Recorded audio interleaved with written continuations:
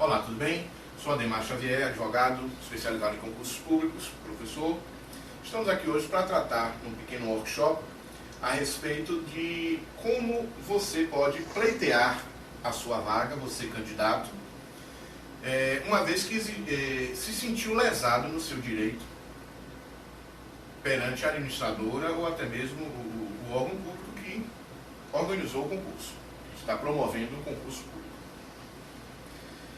Inicialmente, falaremos que existem basicamente duas formas de acesso à justiça visando a reparação desse seu direito.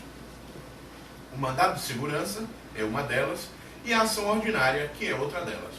O mandado de segurança, via de regra, deve ser impetrado em até 120 dias da data em que houve a lesão do seu direito, ou do ato ilegal, ou seja, você tem um prazo decadencial de 120 dias. A ação ordinária, o prazo é mais elástico. Você pode pleitear durante um maior lapso temporal. Um outro aspecto diz respeito ao mandado de segurança, é que no mandado de segurança a prova tem que ser pré-constituída, ou seja, você tem que levar ao processo todas as provas que você julga necessárias para a constituição do seu direito. Existe um grande preconceito nesse sentido, perante a sociedade, de que o candidato que pleiteia a sua vaga na justiça estaria entrando pela janela. Por quê? Porque, infelizmente, ainda temos um ranço da época em que não se podia pleitear os direitos judicialmente, ou se tinha medo disso. No Estado Democrático de Direito, uma vez existindo lesão ao seu direito, você deve sim exercer a cidadania através do judiciário, se for o caso, uma vez esgotadas as vias administrativas. Bom, o primeiro passo a se observar a respeito do concurso público é o edital. Você que pretende se inscrever no concurso público deve ler, reler 300 vezes, se for o caso, o edital. Você tem que saber de cor todos os itens, todas as regras, as observações do edital. Porque, via de regra, o princípio da vinculação ao edital é a lei maior, ou seja, é o princípio maior que determina a validade ou não de um ato num concurso público, num certame. Todavia, cabe ressaltar que tal edital e tal princípio devem ser observados ante a princípios constitucionais fundamentais, como da razoabilidade, da proporcionalidade, da isonomia e, principalmente, da legalidade. Ou seja, tem que ter lei. Não se pode exigir num concurso público o que você não tem incerto numa lei específica, ou até geral. Bom, as questões polêmicas, mais polêmicas, digamos assim, que se encontram hoje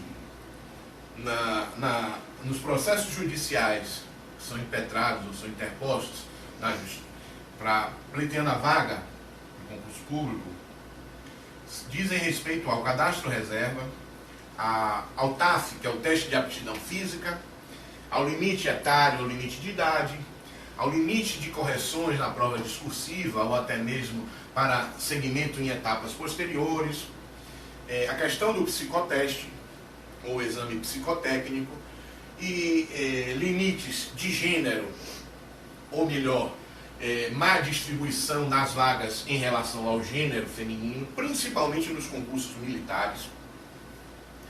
Bom, com relação ao teste de aptidão física, observa-se que alguns dos cargos ou funções que são pleiteados, que o certaminista ou o concursando está tentando galgar no seu intuito de passar no concurso público,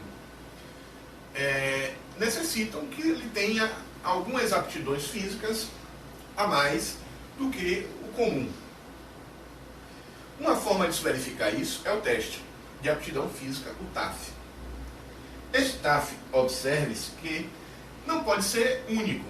É necessário que se haja um reteste, uma segunda chance dele ser feito. Bem como o Supremo Tribunal Federal tem decidido que ele deve observar os princípios da isonomia. Ou seja, se você está lesionado, você não tem condições isonômicas, ou seja, iguais de concorrência com outro candidato que está 100% na sua saúde física. Portanto, você teria direito a uma prova posterior em condições isonômicas. A questão do limite de idade também verifica-se muito, principalmente em concursos de polícia, concursos militares como um todo, necessariamente já pacificado perante os tribunais superiores, e deve haver uma lei que determine a idade limite.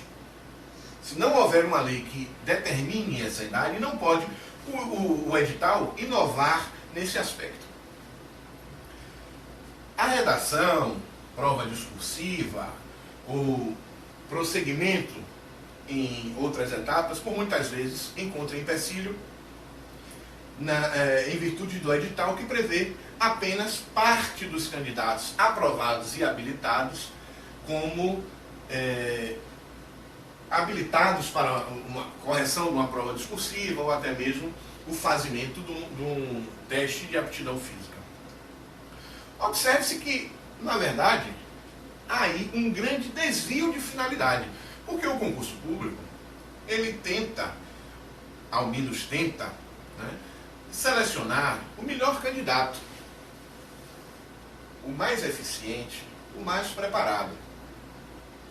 Ora, essa questão de você limitar, da organizadora do concurso público, limitar uma quantidade determinada de correções de prova discursiva, por exemplo, que é o que mais se vê, simplesmente segue um critério utilitarista.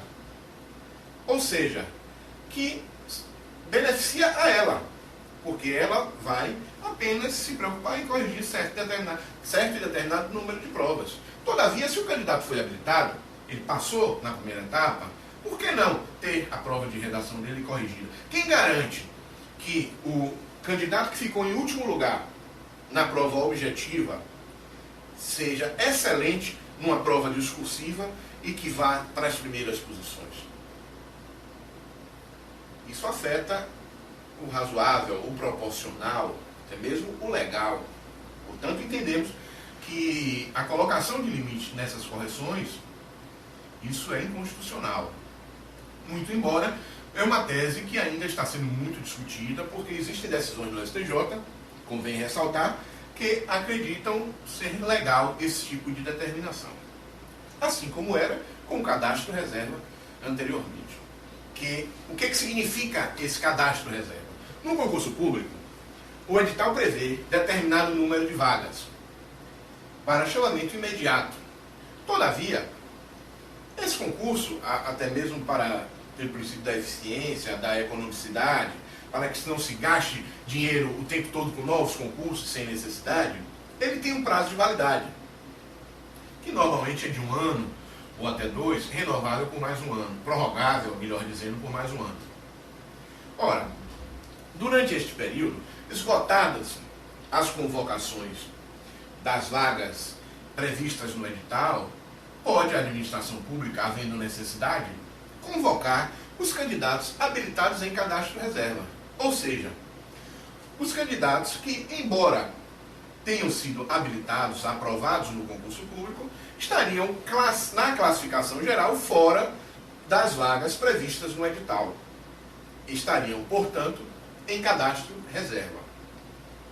Muito se discutiu a respeito do direito líquido e certo, do direito subjetivo, da obrigatoriedade da administração pública em convocar tais candidatos para preencher as vagas surgidas posteriormente.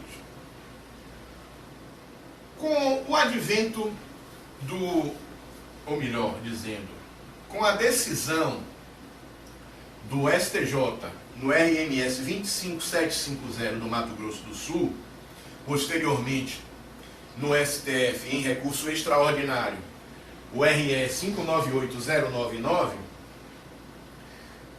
foi decidido pelo plenário do Supremo Tribunal Federal que tal questão deveria haver uma repercussão geral. E nessa decisão posterior, ficou claramente pacificado de que, havendo vaga criada dentro do prazo de validade do concurso público, é a obrigação do Estado preenchê-la, é a obrigação da administração pública preenchê-la. Logo, havendo comprovação inequívoca dessa existência de vaga, é obrigação do administrador, do gestor público preencher tais vagas.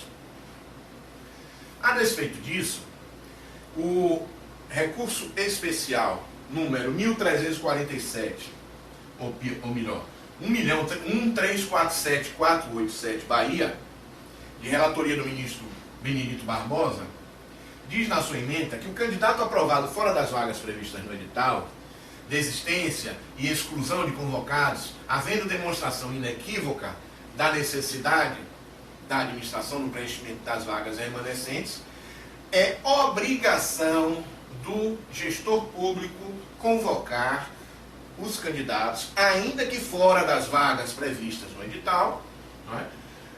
Convocar para que preencham tais vagas, mesmo que esta convocação seja por via judicial. A essa determinação, a essa vinculação trazida por essa decisão do Supremo Tribunal Federal, já pacificado também no STJ, né, verificou-se que o gestor público começou a utilizar-se de artimanhas, de certos desvios para tentar burlar esta situação. De que forma?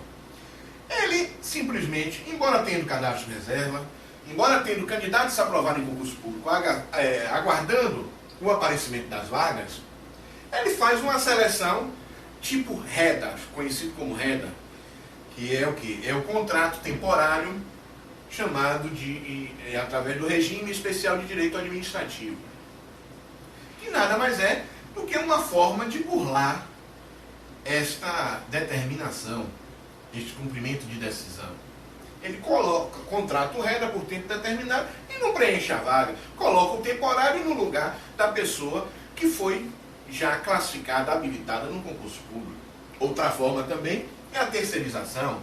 Por muitas vezes, a terceirização é utilizada também para tal fim. Observe-se bem que não deve se confundir com relação à terceirização a atividade meio com a atividade fim. Ou seja, a terceirização apenas deve ser utilizada para eventualidades.